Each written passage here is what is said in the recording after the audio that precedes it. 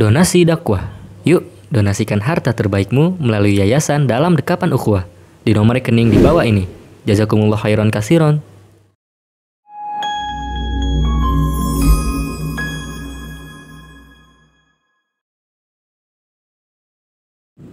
Salah satu aktivitas yang menjadi pengisi hari-hari sebagian orang yang mereka lakukan sebagai penyedap obrolan atau bahkan topik utama dalam pembicaraan ialah aktivitas haram yang oleh syariat disebut dengan ghibah. Ghibah adalah menggunjing, membicarakan aib seseorang di belakang orang tersebut. Adapun dosa ghibah dijelaskan dalam firman Allah Ta'ala, "Wahai orang-orang yang beriman, jauhilah banyak dari prasangka. Sesungguhnya sebagian prasangka itu dosa.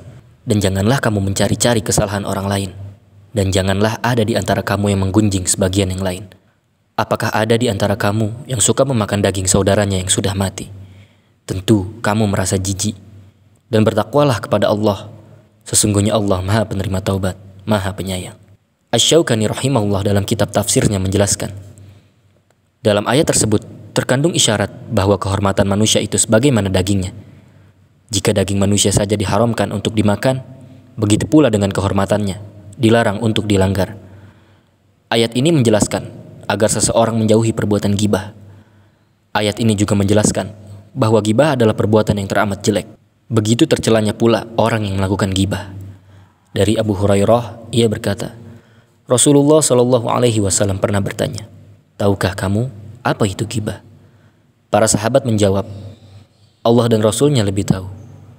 Kemudian Rasulullah Shallallahu Alaihi Wasallam bersabda, "Ghibah adalah kamu membicarakan saudaramu mengenai sesuatu yang tidak ia sukai." Seseorang bertanya, "Wahai Rasulullah, bagaimanakah menurut engkau apabila orang yang saya bicarakan itu memang sesuai dengan yang saya ucapkan?" Rasulullah Shallallahu Alaihi Wasallam berkata, "Apabila benar apa yang kamu bicarakan itu tentang dirinya, maka berarti kamu telah menggibahnya atau menggunjingnya. Namun apabila yang kamu bicarakan itu tidak ada padanya, maka berarti kamu telah memfitnahnya, menuduh tanpa bukti." Hadis riwayat Muslim. Ghibah dan memfitnah sama-sama diharamkan. Namun ghibah menjadi boleh jika ada tujuan yang syar'i, yaitu dibolehkan dalam 6 keadaan, sebagaimana dijelaskan oleh Imam Nawawi rahimahullah. 6 keadaan tersebut diantara lain. Pertama, mengadukan tindak kezoliman kepada penguasa atau pada pihak yang berwenang, semisal mengatakan, "Si fulan telah menzolimiku." Kedua, meminta tolong agar dihilangkan dari suatu perbuatan mungkar dan untuk membuat orang yang membuat kemungkaran tersebut kembali kepada jalan yang benar.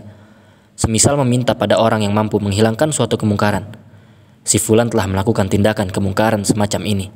Tolonglah kami agar lepas dari tindakannya." Yang ketiga, meminta fatwa pada seorang mufti. Seperti seseorang yang bertanya, "Saudara kandungku telah menzolimiku demikian dan demikian. Bagaimana caranya aku lepas dari kezoliman yang ia lakukan?" 4. Mengingatkan kaum muslimin terhadap suatu kejelekan, seperti mengungkap jeleknya hafalan seorang perawi hadis. 5. Membicarakan orang yang terang-terangan berbuat maksiat dan bid'ah terhadap maksiat atau bid'ah yang ia lakukan, bukan pada masalah lainnya. 6. Menyebut orang lain dengan sebutan yang ia sudah ma'ruf dengannya, seperti menyebutnya si buta. Namun, jika ada ucapan yang lebih bagus, itu lebih baik. Jika kita perhatikan apa yang dimaksud oleh Imam Nawawi pada poin-poin yang kami sebutkan tadi, maka ghibah masih dibolehkan jika ada maslahat dan ada kebutuhan. Demikian, semoga bermanfaat. Allahu a'lam.